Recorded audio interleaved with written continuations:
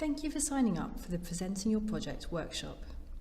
This short video is designed to give you a basic overview of the areas we'll be looking at.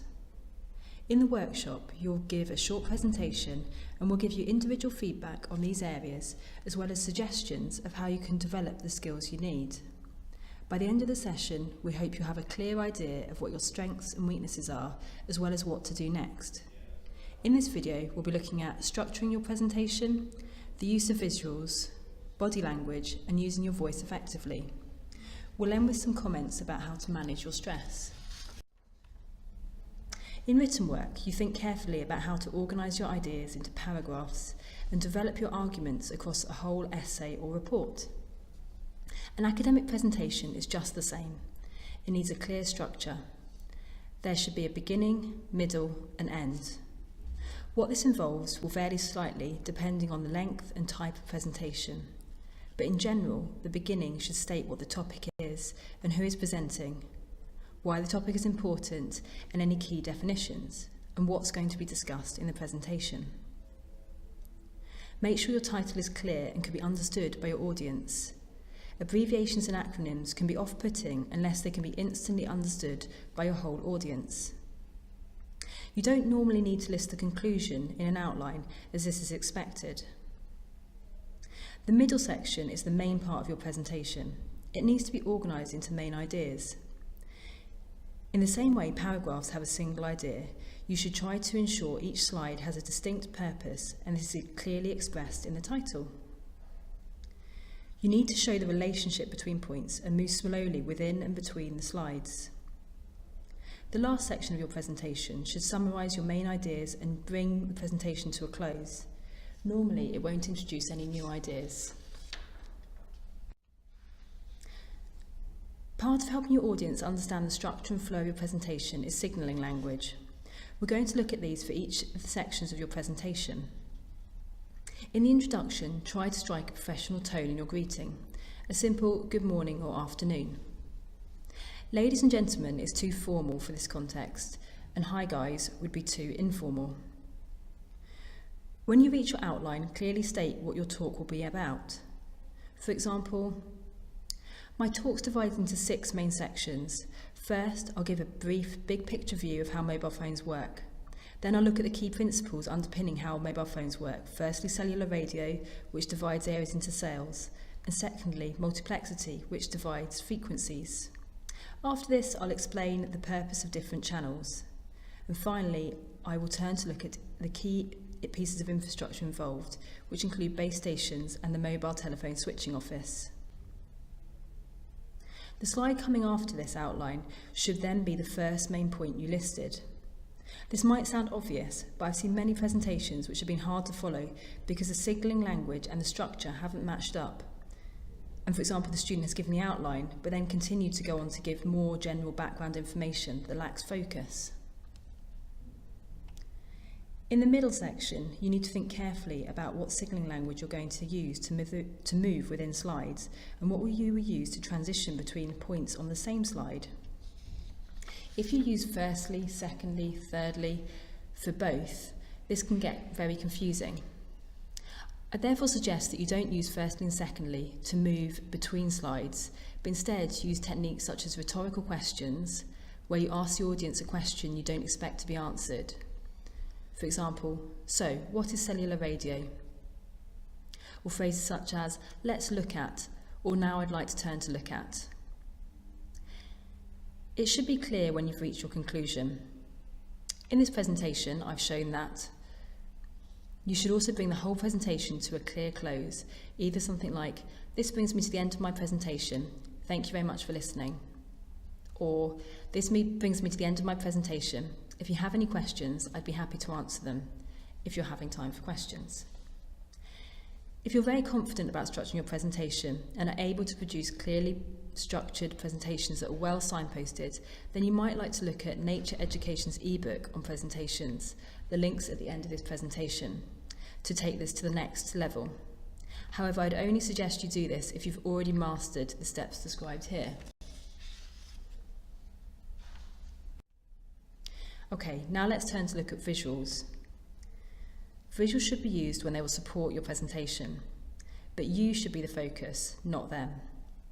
If you include too much text on your slide, the audience will read it and ignore you, so your slides will take your place.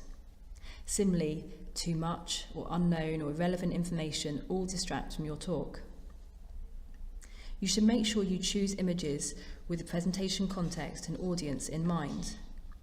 A diagram that was effective in a report probably won't be appropriate in the same format in a presentation. Ask yourself whether the image will be clearly visible from the back of the room and whether the audience will have sufficient time to take in the information. Only include visuals that illustrate a point you are explaining. Don't leave the audience to work it out for themselves. Beer and McMurray have an effective example of how a technical diagram should be simplified for a presentation slide. I'll give you this handout in the workshop. Make sure your slides give a good impression. Take care to avoid spelling mistakes. If you use lists, make sure the hierarchy is consistent and the same word form is used throughout. Remember, you need in-text and end-text referencing as you would in a written paper. Most people know what good body language in presentations should look like. They know that you should face the audience rather than showing them your back, make eye contact across the room, and avoid distracting movements such as flapping your arms or putting your hand across your face. However, I'm sure you've also seen presentations where people have made these mistakes. The thing is that most people don't realise they're doing them. That's why practicing and, where possible, recording yourself is so important.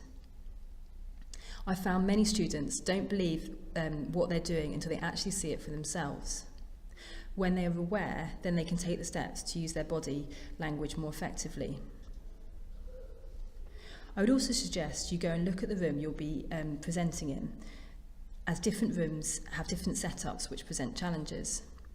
For example, in lecture theatres, we often have bench PCs with a small screen visible to the presenter and a large screen projected for the audience. These can be nice as there's a button to hide your display until you've found your slides and are ready to give your presentation, and there's also space for putting notes, etc. However, a common mistake in this sort of room is that presenters talk to the small screen and indeed point out features on the small screen in front of them, forgetting, under the stress of giving a presentation, that the audience can't see it. In some classrooms there are smart boards. A common problem here is students stand in front of the board or turn to speak to the screen, or try to move on the slide by touching the screen and end up standing there hitting it repeatedly and finding that sometimes it moves on too quickly and sometimes it doesn't move on at all. All of these issues can be worked around, but it's important to practice in the rooms and see what you can do. For example, can you move the mouse or the keyboard and pull them out slightly further to enable you to get into a better position in the room? You should also think carefully about how you want the information to come onto the slide. Sometimes students like to bring the information up one line at a time to have an element of surprise. However, this often ends up being a distraction, especially if the presenter is trying to do that moving on the smartboard. It often makes the slides become the focus rather than the presenter. Lastly, be aware of your body language throughout. I've seen many talks where the presenter has reached the end of the presentation and verbally opened the floor up to questions, but folded their arms across their body and turned sideways as if to run off, communicating a very different message. Your voice is an important tool to engage your audience and communicate your message clearly. In this section, we're going to think about projection, pace, intonation, and pronunciation in turn. You want it to be easy and comfortable for the audience to listen to your presentation. If you speak too quietly, people might miss what you are saying or have to work hard to follow you.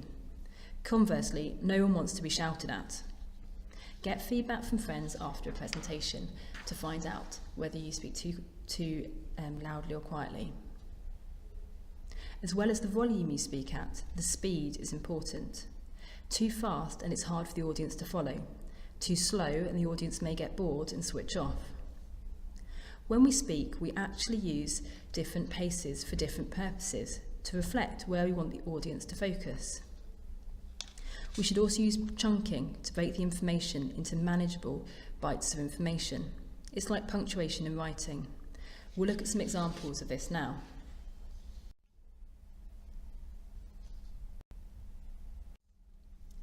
Here's a section of a presentation. Notice how it sounds without any pausing. Let's look at cells in more detail. Cells vary in size. This is for 3 reasons. Firstly, hills and valleys and buildings can interfere with signal transition and therefore antennae are placed so the disruption to signal coverage is minimised. Secondly, the size of the cells depends on the frequency used. The higher the frequency, the larger the cell tends to be. How did you find that? It's often very hard to understand when something's been delivered without pausing. Over the whole presentation, an audience would switch off. Pausing can be effective, but it needs to be in the right place. Listen to this second example. Let's look at cells in a little more detail. Cells vary in size. This is for 3 reasons. Firstly, hills, valleys and buildings can interfere with signal transition and therefore antennae are placed so the disruption to signal coverage is minimised. Pauses are in uncomfortable places, which makes the delivery jerky, and it's still hard to follow. Take care not to break phrases, for example, verb phrases such as are placed, or noun phrases such as 3 reasons. Now let's try this example one last time, trying to pause in more appropriate places to make the presentation easier to follow and more engaging. Let's look at cells in more detail. Cells vary in size. This is for 3 reasons.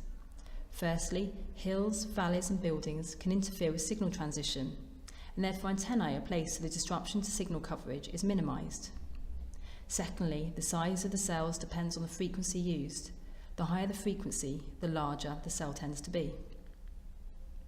Notice that the pauses varied in length. Some were longer than others. It's like commas and full stops in writing.